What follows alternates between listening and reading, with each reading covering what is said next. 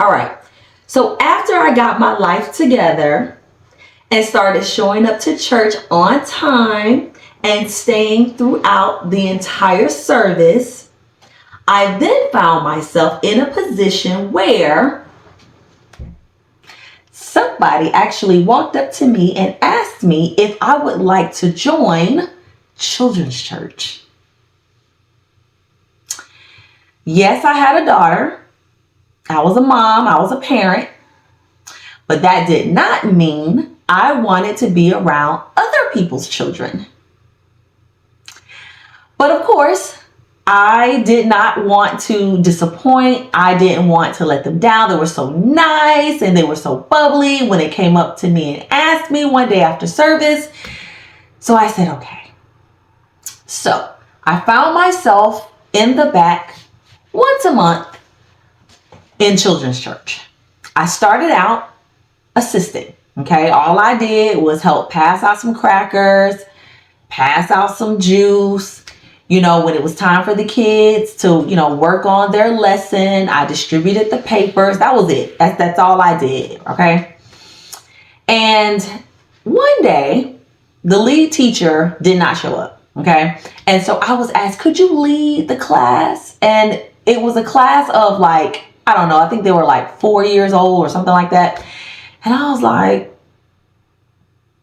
I guess, right? So they gave me the Sunday school book and they were like, all you have to do is just follow the lesson. That's it. That's all you have to do, right?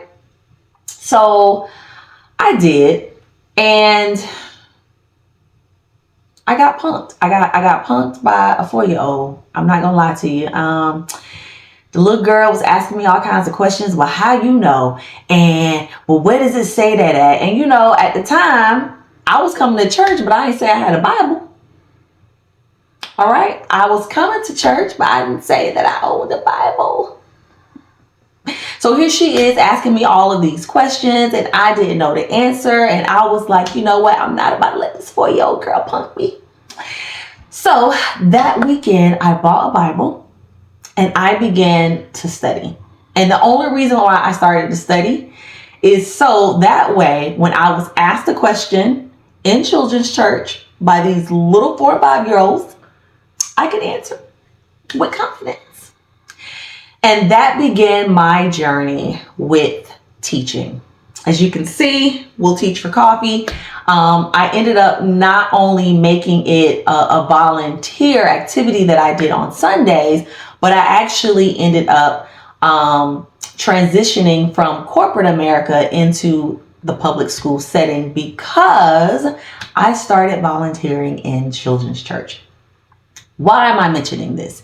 I'm mentioning this because perhaps you have also been asked to join the usher board, or perhaps you've been asked to join the media department, or maybe you've been asked to join the hospitality team, the parking lot team, and you are on the fence about whether or not you should participate, whether or not you should join.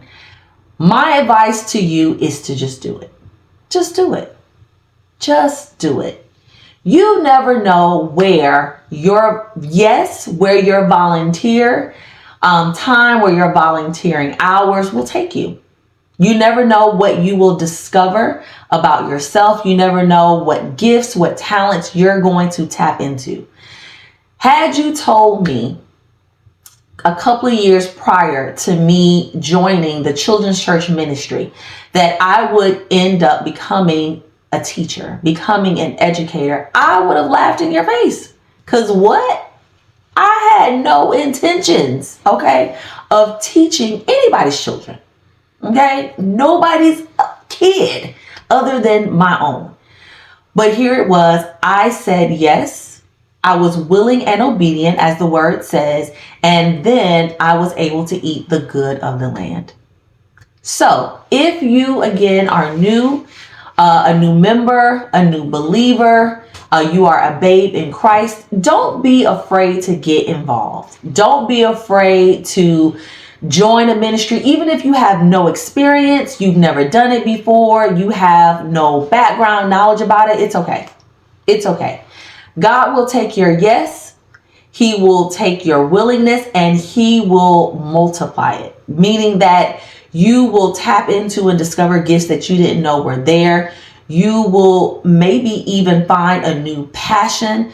You might even discover a new career path that you didn't even realize was an option for you. You just never know how it's going to work out for your good. So don't be afraid. Don't be fearful. Just go ahead and do it.